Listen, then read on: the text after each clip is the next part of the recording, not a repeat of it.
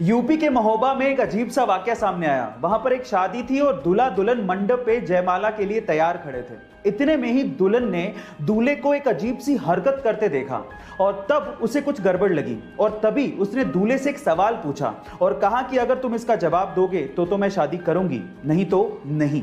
वो सवाल क्या था पता है? दुल्हन ने दूल्हे से 2 का पहाड़ा सुनाने को कहा था, लेकिन दूल्हा 2 का पहाड़ा भी नहीं सुना पाया। शादी टूट गई। लड़की ने ऑन द स्पॉट फेरे लेने से मना कर दिया।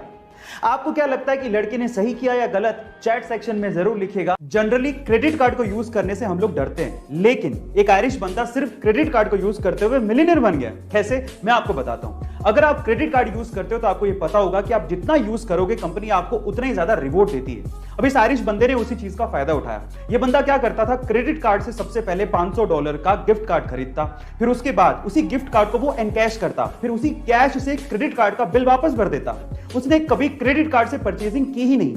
फायदा यह था कि कंपनी उसे हर $500 के गिफ्ट कार्ड पे $25 का रिवॉर्ड देती थी। कभी खर्चा किया नहीं, ऊपर से $25 का रिवॉर्ड अलग से।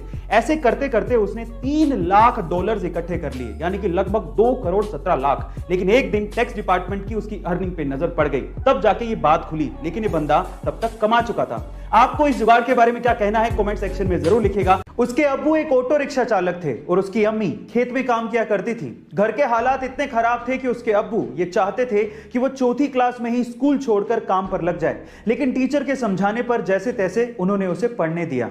अब पढ़ने तो वो लगा, लेकिन जिंदगी इतनी आसान नहीं थी। अपनी पढ़ाई का खर्च उठाने के लिए उसे होटल में वेटर तक का काम करना पड़ा। एक बार उसके पिताजी से अपने ही हक के पैसों के लिए किसी अधिकारी ने रिश्वत मांग ली।